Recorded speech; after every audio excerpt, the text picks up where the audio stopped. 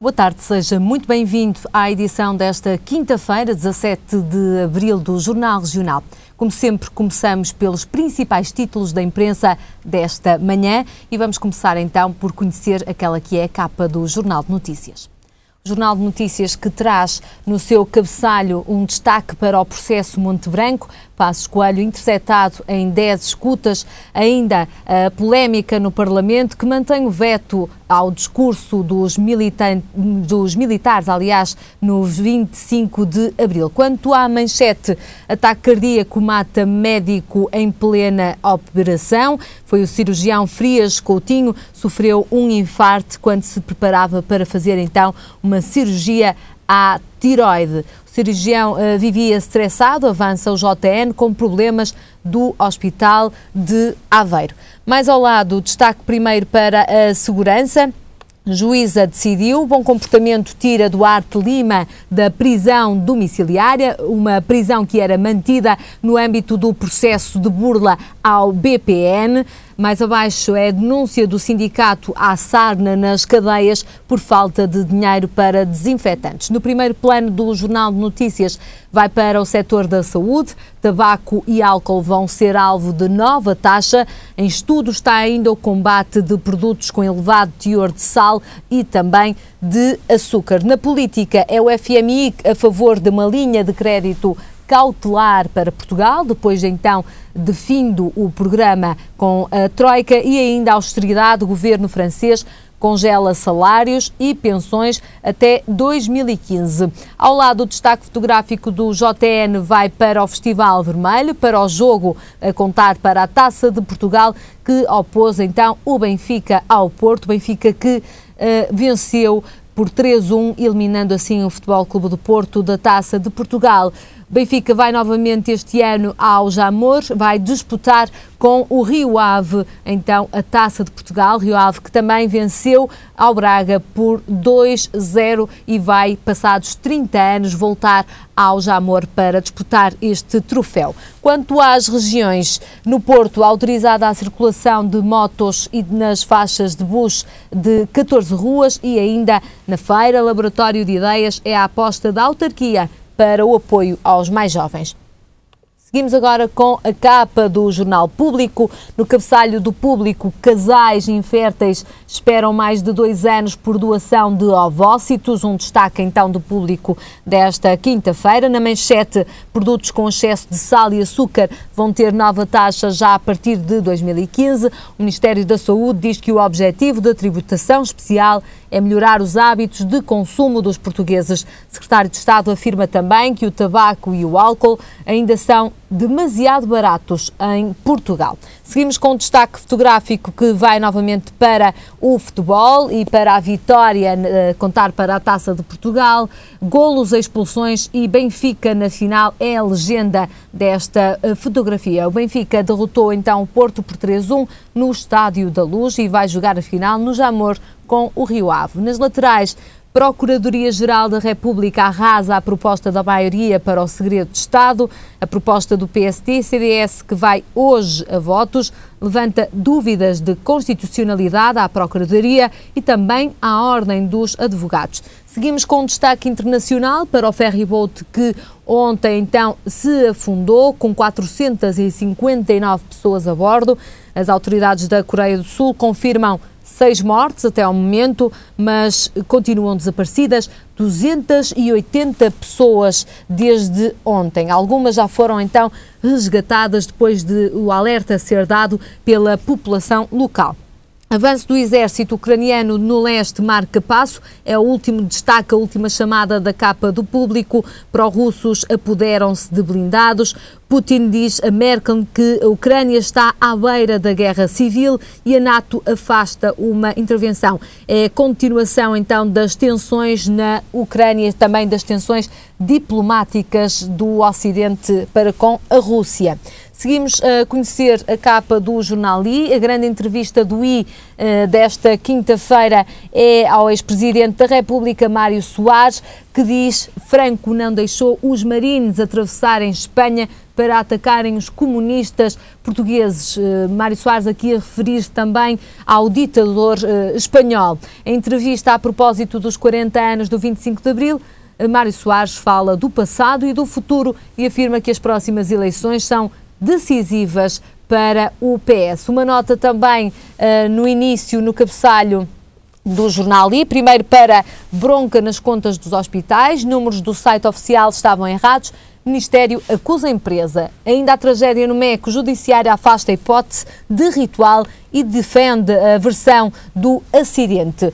As últimas chamadas em jeito de rodapé à capa do I dizem que a maioria dos deputados já trabalha em regime de exclusividade. Ao lado, Cândido Almeida guardou escutas entre Passos e Ricardi durante 7 meses, referindo-se ao processo Monte Branco. Capitães fora da Assembleia vão para o Largo do Carmo. Governo a duas vozes. Portas quer mesmo diminuir o IRS. E, por último, um destaque para o futebol e para o jogo de ontem, a contar para a Taça de Portugal. Seguimos com os jornais de especialidade. Primeiro, o Jornal de Negócios, aqui com o sonho da moeda única que ficou escrito há 25 anos e ainda a arte de insultar esmiuçada num dicionário. São os dois primeiros relevos desta capa do Negócios. Quanto à manchete, submarinos de Portas explicam cortes de Passos, taxa sobre a comida nociva seduz, mas não convence a Europa, diz o Negócios desta manhã, e juros em mínimos históricos abrem porta a leilão de obrigações, os juros então a situarem-se em níveis de 2009 desde ontem. Temos aqui 6 rostos, são os meninos da Revolução, diz o Negócios, é a Revolução vista pelos olhos de quem era criança ou adolescente a 25 de abril de 1974. Nas laterais e, por último, a nova lei da banca aumenta as exigências sobre a idoneidade de banqueiros, maus resultados vão travar prémios no setor, ainda nas escolas aprendem à força as novas contas da Troika e, por último, Corticeira Amorim dá o pontapé de saída na época de dividendos. Por último, também o desporto com a capa do jogo, como não poderia deixar de ser, os grandes destaques vão para os jogos a contarem para a Taça de Portugal. Os vilacondenses do Rio Ave venceram por 2-0 o Braga, estão no Jamor, também o Benfica que venceu o Porto por 3-1. Uma última nota para o Sporting, conquistamos o respeito dos portugueses, quem o diz é Bruno Carvalho, o presidente então dos Leões. E está feita a ronda pelas principais notícias que marcam esta quinta-feira, dia 17 de abril. Nós seguimos com o Jornal Regional. O Ministro da Saúde anunciou que o Estado vai dar incentivos às farmácias pela venda de genéricos. O objetivo é aumentar a cota de fármacos não patenteados no mercado nacional, tornando as receitas aviadas mais baratas para os utentes. Na prática, o procedimento já estava previsto na lei, mas Paulo Macedo quer que seja cumprido com mais vigor. O acordo ainda é de princípio, mas prevê mais regalias para o setor farmacêutico, que pode ver expandida, aliás, a sua prestação de serviços. Em cima da mesa estão o reinício do programa de troca de seringas, suspenso pelo Ministério da Saúde em novembro de 2012, a vigilância da diabetes e ainda a comercialização e administração de vacinas contra a gripe. Estas contrapartidas são publicadas hoje pelo Expresso Online, que cita uma fonte do Ministério. Seguimos com a atualidade regional. O secretário nacional do Partido Socialista, Álvaro Beleza, mostrou indignação pela perda de valências dos hospitais de Gaia, Matosinhos e Valongo. Com a portaria 82/14, que categoriza os hospitais do Serviço Nacional de Saúde em grupos de 1 a 4, os hospitais do Norte perdem as valências de farmacologia clínica, genética médica, cardiologia pediátrica, cirurgia cardiotracácia e cirurgia pediátrica, com exceção dos centros hospitalares de São João e do Porto. A reforma hospitalar é necessária, mas segundo o socialista também é essencial serem ouvidos os serviços em causa, as unidades, os profissionais e os próprios autarcas. Perante a possibilidade do serviço de urgência do Hospital de Valongo ser encerrado, Álvaro Beleza concorda que não faz sentido haver serviço naquele concelho. No entanto, entende fundamental manter os cuidados de saúde prestados 24 horas por dia aos habitantes. A empresa municipal Águas do Porto quer atingir o pleno de bandeiras azuis em todas as praias da cidade. As zonas balneares do Castelo de Queijo e Praia Internacional são as únicas que não receberam as bandeiras e, para o conseguir, a Águas do Porto vai continuar a investir no tratamento de efluentes.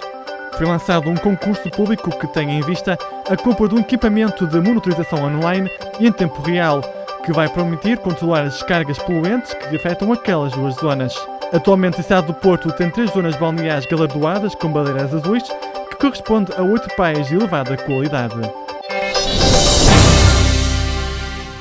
A Câmara de Santo Tirso anunciou um investimento de 4.600.000 euros para a adaptação do atual Museu Abade de Pedrosa e do Centro Imperativo do Museu de Escultura Contemporânea ao ar livre.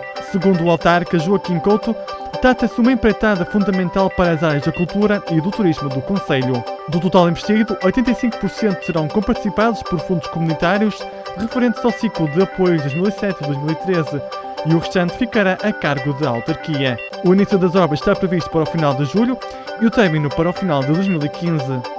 Ainda foram referidos outros projetos, como o processo de informalização total de serviços de modo a aumentar a proximidade com os cidadãos e agilizar processos burocráticos.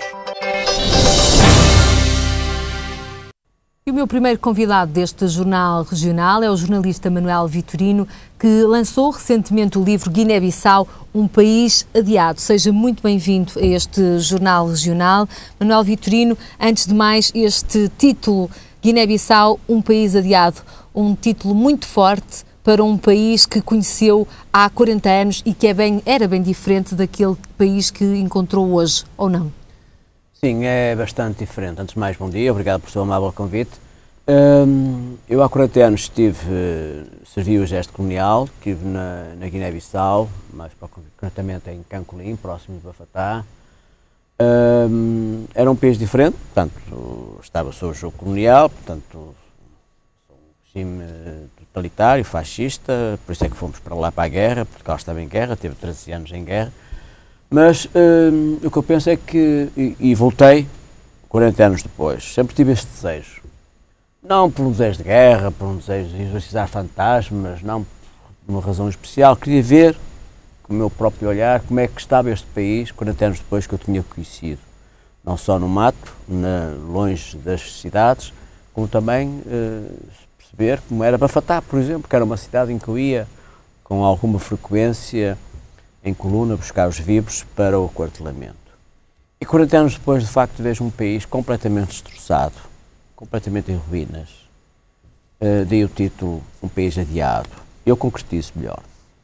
Bafatá, por exemplo, foi uma cidade que eu conheci, era uma cidade tipicamente colonial, com uma arquitetura, com um comércio pujante, tinha muitos libaneses, vendia-se tudo, era uma cidade habitável, com jardins, com ruas. 40 anos depois vejo aquela cidade, outrora foi pujante, devido também ao comércio local e ao facto do exército estar lá, que movimentava a economia local. Estava uma cidade completamente destruída, quer dizer, as ruas estão completamente esburacadas, não há 1 metro de asfalto que eu não vi. Até a própria pista da aviação foi destruída. Plantaram lá umas casas, uns casebres, na pista da aviação. Os jardins não existem, os edifícios que existiam estão em ruínas. O centro de Bissau é uma cidade fantasma. Só me apeteceu ir, de facto, à casa onde nasceu Amílcar Cabral, que reconstruíram, em que tem memórias, fotografias, enfim, alguns objetos de uso pessoal, a cama onde ele dormia. De facto, Amílcar Cabral sonhou com outro país, não com este. Que não país. É aquele que existe. O Manuel Vitorino disse numa entrevista que é um país onde não se vive, sobrevive-se.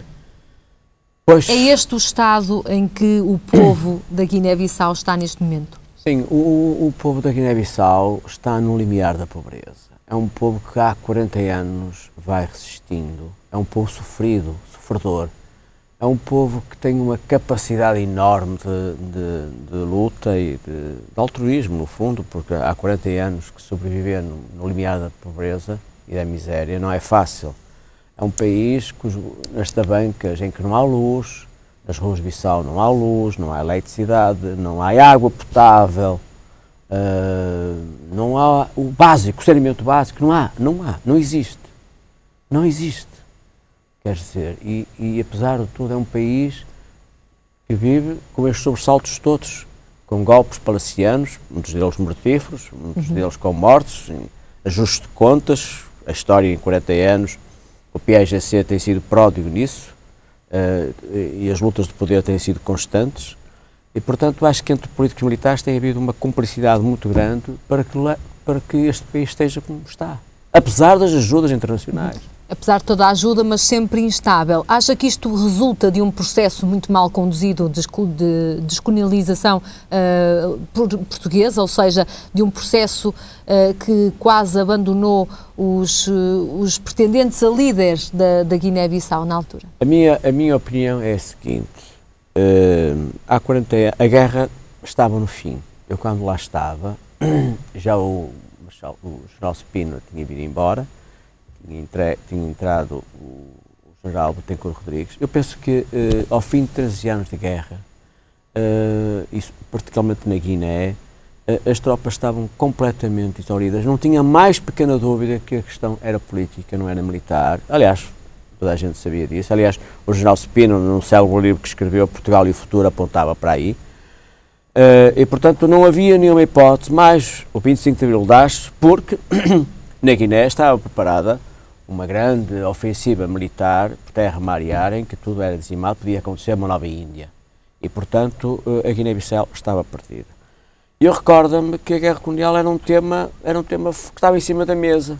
Os militares estavam fartos de guerra, portanto, só havia uma solução, era negociar com o PAIGC e ponto final, que foi o partido liderado por Amílcar Cabral, que lutou pela independência. Não havia outra solução.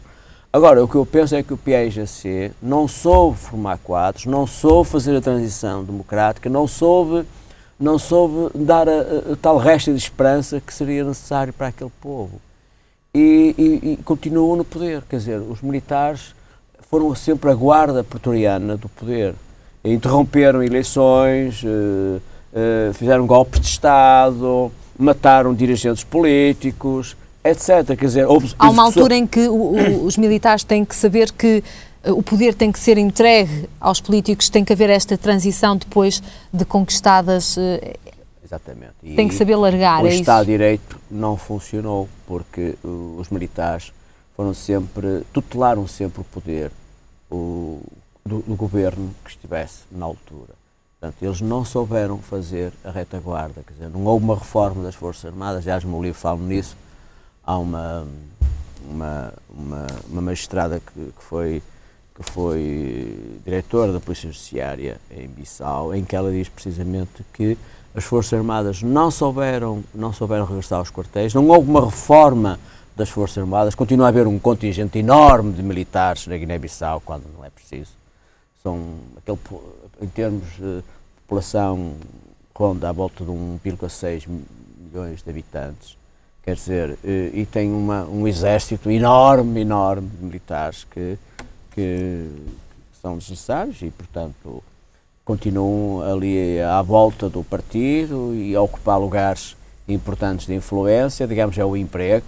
Agora, tinha que haver uma reforma, nunca houve coragem para nada disso, e foram os militares que, ao longo dos 40 anos, apesar dos bilhões de dólares doados pela comunidade internacional, do Banco Mundial, da Unicef... Isso não se reflete nas ruas? Dia a dia. Não, pelo contrário. Não, todas essas verbas são canalizadas. Mesmo o dinheiro da cooperação portuguesa, que também falo no livro, é despejado, mas depois não há controle. Há várias ONGs a trabalhar. Não há controle sobre o destino desse dinheiro e sobre o investimento que poderia estar a ser feito. E sobre os projetos, que deviam ser projetos sustentados, reprodutivos, que dessem desenvolvimento e bem-estar àquela gente. Não tem acontecido. Manuel Vitorino, o que é que o impressionou mais há 40 anos na Guiné e o que é que o impressionou mais em dezembro passado, quando lá esteve, envolvidos então estes 40 anos também na mesma Guiné-Bissau? Olha, o que mais me impressionou, já lhe disse há pouco, foi a capacidade de resistir daquele povo. Há 40 anos? Sim, pegou em armas para contra o invasor. Portanto, nós tivemos a presença portuguesa em África, na Guiné, são 5 séculos. Faz parte da história. E aquele povo pegou em armas e venceu o colonialismo. Não tenho mais pequena dúvida. Eu, quando fui para lá, eu sabia perfeitamente que o PAGC estava devidamente treinado. Portugal, as tropas portuguesas não estavam. Portanto, eles ganharam em toda a linha, conheciam o terreno, lutavam por um ideal. Nós lutávamos para safar a pele. Eu fui para lá para safar a pele, não fui lá para armar-me herói, de coisa nenhuma. Naturalmente, muitos soldados portugueses sequer sabiam porque estavam lá. Exatamente. Como não era uma guerra sua? Não, era outra guerra. Era a guerra de poderes, era a guerra económica, de influência, era a guerra que o Salazar tinha idealizado, uma pátria una, indivisível, em que as colónias faziam parte desse Portugal. Ora, esse Portugal faliu completamente.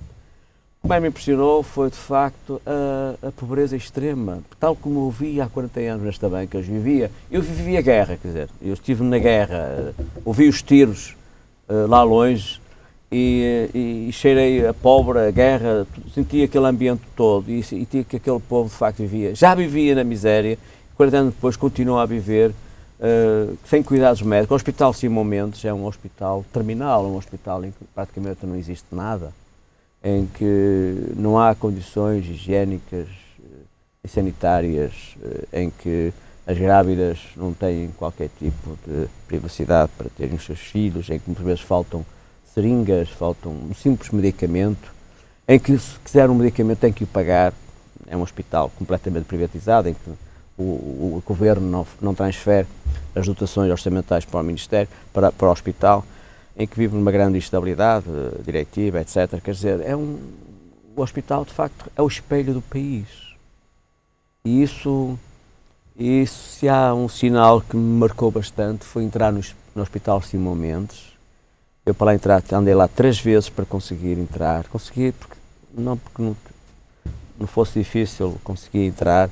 Mas, de facto, foi um ato de coragem, não foi fácil andar lá pela... Impressionante para quem está habituado também a um certo primeiro mundo, com algumas condições e regalias.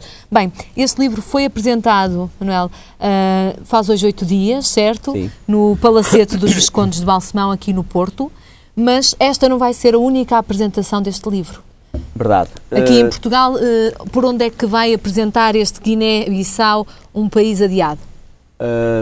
Temos a pretensão, queria dizer um parênteses, este livro é feito por mim, tem fotos do fotojornalista Hugo Delgado e foi editado pela livraria Orfeu, com sede em Bruxelas. Pois bem, o livro foi apresentado pelo hidrobiólogo Bordal Issá, professor no ICBAS, Universidade do Porto, e vai ser apresentado em Lisboa, Coimbra, Braga e iremos também a Bruxelas. Porquê? Porque a livraria está sediada em Bruxelas e o editor faz questão também de fazer uma apresentação lá para a comunidade portuguesa. Quando foi a apresentação, portanto há 8 dias, qual foi o feedback que teve já depois desta apresentação deste livro? Sou um pouco suspeito em falar do livro, porque o autor, mas foi muito bom, as pessoas reagiram muito bem, já se venderam centenas de exemplares do livro, está a ter boa aceitação pelo público em geral. O livro está à venda em 2 livrarias no Porto, que é a Livraria Académica na Rua Márcio Liberdade e na Poetria, na Rua das Oliveiras, à beira do Auditório Carlos Alberto. Também pode ser adquirido através da Mundo a Sorrir. Gostaria de sublinhar que... Exatamente, vamos falar um bocadinho também da Mundo a Sorrir. Este livro só foi possível através do apoio logístico e o incentivo que tive da ONG Mundo a Sorrir, que há 8 anos faz um trabalho notável na Guiné-Bissau em termos de saúde, higiene oral, tratamento dentários, etc., às populações de todo o território. Portanto, o livro também pode ser comprado no site, através do site da Mundo a Sorrir e da editorial Orfeu. Este já era um desejo de escrever um livro, já era um desejo seu antigo. Este tema já era um desejo também seu antigo, Sim. O tema da Guiné. Eu quando vim embora da Guiné, quando cheguei a Portugal, recorda-me, cheguei a oferecer-me como cooperante da Guiné-Bissau.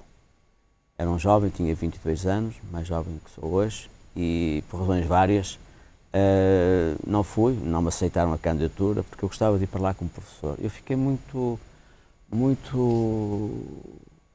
sensibilizado pela generosidade daquela gente, pela maneira como recebiam o estrangeiro, o português, a maneira afável. Eles eram capazes de repartir a sopa de galinha que faziam ali na Tabanca. Quando depois de o conhecer, é um povo de facto admirável, que dá... Generoso. Muito generoso. E eu fiquei sempre com essa carga afetiva. Recorda-me, eu fui real miliciano, depois o capitão mandou-me tratar da cozinha, da bagmestria, portanto, da alimentação, do acortelamento, e eu fazia comida para as tropas e para a Tabanca. E recorda-me que os meninos todos vinham em fila buscar a comida, e os homens também, as mulheres, sobretudo as mulheres, que os homens praticamente não faziam nada, da Tabanca, e eu fiquei sempre com uma ligação muito forte àquele povo. E foi por isso que eu tive sempre o desejo de lá voltar. Ano passado, por circunstâncias várias, criaram-se algumas condições, e numa semana eu preparei-me para ir para a Guiné. Tratei de arranjar as minhas fontes, organizei-me do ponto de vista logístico e lá fui. Fiquei num orfanato em Bissau, próximo do aeroporto, que é a Casa Emanuel, que faz um trabalho notabilíssimo em termos de apoio, de ajuda. Tem uma clínica, escola, Ficou orfanato. Quanto tempo? Fiquei um mês a viver lá num orfanato, em condições, enfim, não tão simpáticas como em nossas casas, mas foi uma experiência para a vida, foi uma experiência única, irrepetível, foi uma experiência fantástica. Tenciona lá voltar, tenciona ver se este país que está adiado, pode acontecer um dia. Tenciona voltar e tem esperança que este país se concretize? Bom, eu na última crónica que escrevo, o título é Adeus até ao meu regresso. Portanto, eu nunca fecho a porta à possibilidade de lá voltar. Gostava de lá voltar noutras circunstâncias e de saber que aquele país está, de facto, a caminhar em direção a um bem-estar social, com mais paz, tranquilidade e, sobretudo, com outro nível de apoio àquela população. Esse é o meu desejo. Se esse livro constituir um alerta, esse livro é um alerta. Não são histórias da carochinha que eu aqui conto, não são histórias do meu passado, que não interessa para nada, isso não conta para rigorosamente coisa nenhuma. Eu faço reportagens atual, conto histórias verdadeiras que acontecem na Guiné-Bissau atualmente. As eleições foram de domingo, foram ganhas pelo PAGC, que está há 40 anos no poder. Dia 13 de abril. Exatamente. Não sei o que vai ser o futuro. Desejo é que, efetivamente, que o país encontre rapidamente o caminho da paz e do progresso que aquele povo bem precisa. Eu sei que este livro ainda está muito fresquinho, foi apresentado há uma semana, vai continuar a ser apresentado, até vai a Bruxelas também apresentar, mas já tem, agora que escreveu, que concretizou um sonho também seu antigo, tem já outro tema, tem vontade de escrever novamente? Sim, eu parto dentro de 3 semanas para a Itália. Tenho um outro livro em perspectiva sobre crónicas italianas, fruto de várias viagens que tenho feito à Itália. Tenho esse livro, portanto, de crónicas de Itália para publicar, está meio pronto. E para o final do ano tenciono lançar um outro livro sobre o Porto, são crónicas da cidade, que eu tenho feito ao longo dos tempos. Aliás, estava para ser lançado ano passado, por razões várias foi adiado, mas o livro está em cima da mesa. Tenho que reformular algumas crónicas, alguns temas, mas para o final do ano é esse projeto. Portanto, tenho 2 projetos de livro para serem concretizados até ao final do ano. Portanto, um 2014 em cheio também na escrita. Manuel Vitorino, foi um gosto tê-lo aqui, foi um gosto receber este Guiné-Bissau, então um país adiado. Muito obrigada pela sua presença e até uma próxima oportunidade. Eu que agradeço a amabilidade que teve em me convidar. Obrigada. E nós seguimos agora com um breve intervalo neste jornal. Até já.